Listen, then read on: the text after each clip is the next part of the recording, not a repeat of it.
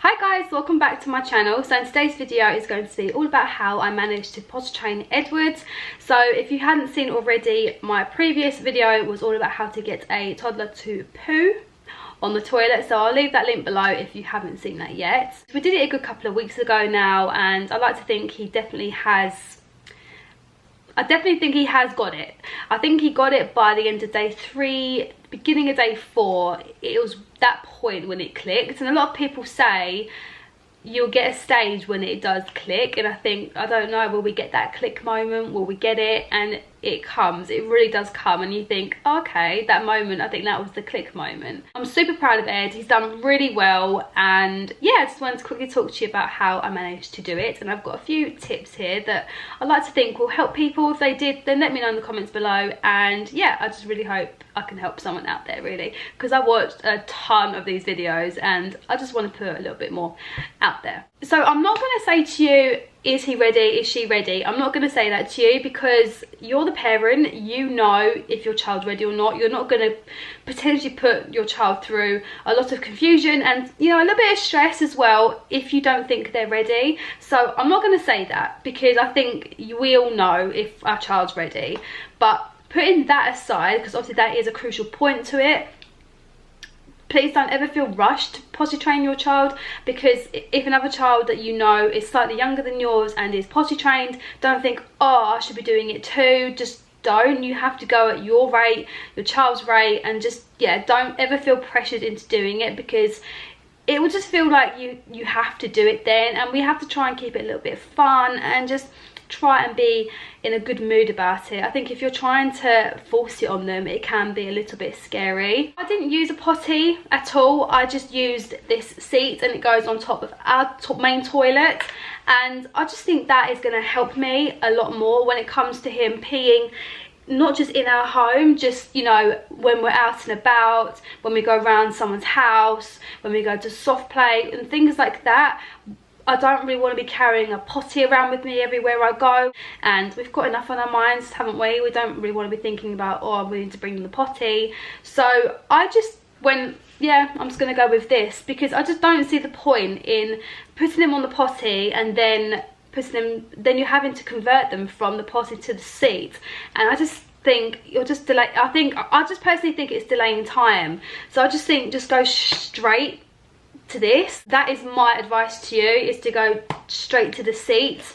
So this is really good. It's got some grips here, it doesn't slide, it sits right in your loo seat, and it doesn't move, and it is just absolutely fab. But I bought this in Mothercare. They had quite a few selections as well, but this is really lovely and soft on their little bum, and yeah, it worked for him. It really did. So before we did potty training, Edward, a couple of weeks prior to when we started, Edward asked to go on the toilet, and it was really weird. It was out of the blue, and I was at that stage where I thought, we'll potty train when he's 3, you know, we'll do it when he's ready.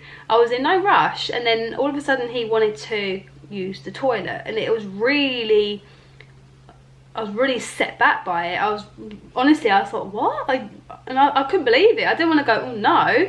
I was like, yeah, of course you can. So I popped him on, and he did a wee on the toilet. I held him, of course, and he was a bit like, oh, okay, I'm a bit scared. But I held him and cuddled him, and I rubbed his back. I was like, oh, that's good, well done. And just made it a really happy thing.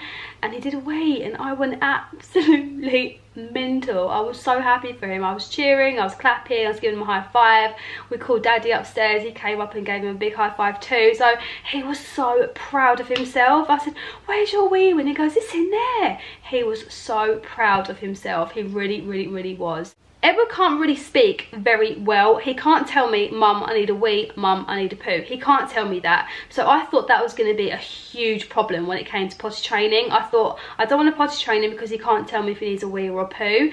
That was a major issue for me, not during potty training, but leading up to it. And I was trying to put it off as much as I could, because I was just so worried about the communication barrier. I was so worried about that. But I just thought, just go with it. just go with it. And I did. And now it sounds really silly, but he still doesn't tell me I need a wee, need a poo. He doesn't tell me that yet. We're trying to use hand signals, but naturally when they learn they need to hold it and use the toilet, they do hold themselves and they do a little jiggle, a little dance. So that's your massive indicator that they need to go to the toilet. But he has his own weird sound for it. I'm not kidding. This is his sound whenever he needs to go for a wee. It's not even a sound. It's like a he makes that weird sound every single time he wants to go for a wee. And I know that's his I need to go for a wee sound. It's really weird, but he communicates through that. I mean, he can say the odd word, but he can't tell me I need to go for a wee or a poo. And I really thought that was going to be an issue, but it's really not. So please don't worry if you think, oh, my child can't really speak. It's not an issue, because they find a different way to tell you. Even if it is just opening the toilet door and just pointing to the toilet, even if it's that, you know, that's, you know, then they need to go. So we didn't do stickers, we didn't do any of that. All I did was a big clap, a big song, a big dance, and I just gave him the biggest cuddle. We did high fives, and he was so happy. When I was really happy, it made him so happy seeing me that happy, and that was a big enough reward for him. It sounds really bad. It sounds like I'm never happy around him, but I was over the top, like going mad for it. He'd walked off, he got over it after that, and I'm still behind him going like this, and he's just like, yeah, all right. But yeah, I just think you have to keep it as happy as possible, really. And as soon as they start telling you they need to go for a wee, it's really good to say, oh, well done for telling mummy, well done. And as soon as he did his first poo on the toilet, I gave him an ice pop. So then he think, oh, every time I go for a poo I get an ice pop. But we've nipped that in the bud now. But he kept on getting the little frozen frubes, and he absolutely loved that. So he loved that reward. But that was the only sort of reward we gave him. We thought poo was a big deal, and it obviously is. So we gave him a treat through that. But when he went for a wee, we just said well done, we just clapped and we did high fives, and that was enough reward for him. Stickers, he wouldn't be bothered by that. I think if you're training, I think maybe if you're potty training a 3-year-old, they might understand that a little bit more. We didn't go out and buy characters on his pants. We didn't do any of that. I literally just went and bought some pants, and I just bought the seat, and we just started like that. I completely stripped him off naked, and he did have a good few accidents, not gonna lie. He did a poo and then carried it out to me in the kitchen and went, ugh, and I was just like, oh my god, I had like a freeze mum moment. So I grabbed his hand and just went like that, and it like flew across the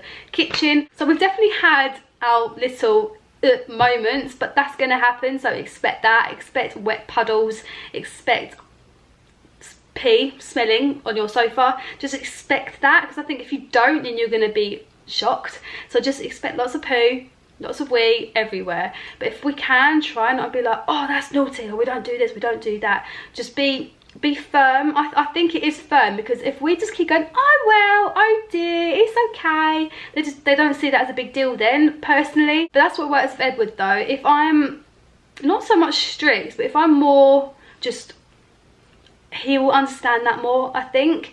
If I just go, oh, it's okay. If I did that, I don't think he would have picked it up as quick as he did. So every time he went through an accident, I did say to him, uh-oh, what's this? I said, we don't do wee-wees on the floor. Where do we do wee-wees? And he went and pointed to the toilet, and I went, that's it, we do wee-wees on the toilet, good boy. So next time we do wee-wees on the toilet. He's like, yeah.